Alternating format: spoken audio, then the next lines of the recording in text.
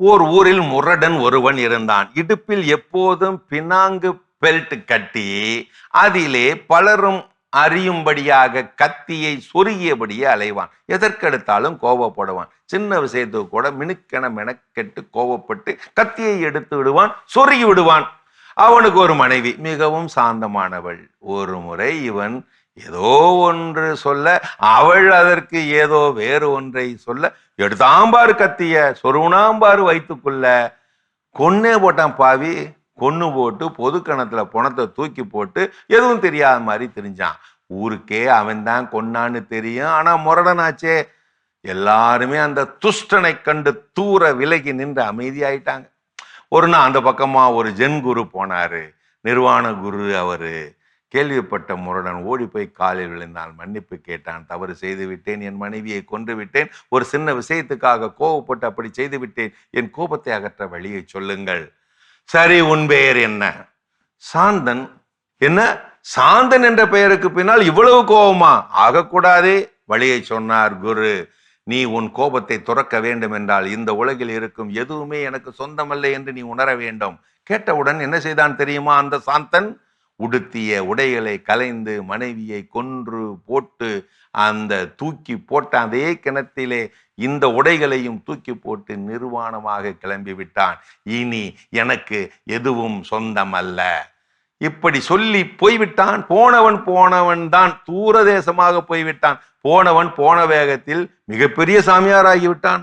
அவனை தரிசிப்பதே புண்ணியம் என்று பலரும் அவனை நோக்கி படையெடுப்பதாக ஊரே கேள்விப்பட்டார்கள்.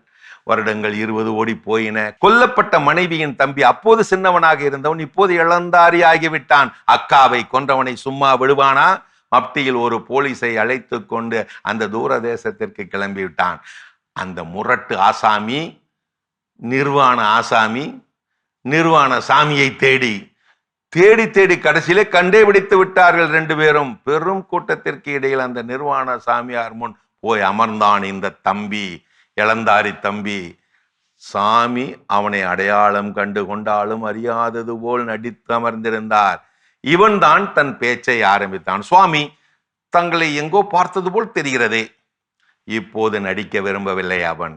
முற்றும் துறந்த சாமி ஆயிற்றே. நான் தான் சாந்தன். இப்படி சொல்ல, அட அது இல்ல, உங்க பேர் என்னான்னு கேட்டேன். இப்படி இவன் கேட்க, நான் தான் சாந்தன் என்று அவன் சொன்ன. என்ன சொன்னீர்கள்? என்னமோ சொன்னீங்களே, காதுல விழுவிலையே. நான் தான் சாந்தன், இன்னும் சரியா கேட்கலையே. இப்படி பேசிக்கொண்டே இருக்க அருகிலே இருந்த பழக்கூடையில் சொருகி வைத்திருந்த கத்தியை உருவி கண்களை உருட்டி மிரட்டி காட்டியபடி கத்தியபடியே சொன்னான், அடே நான் தான் சாந்தன்.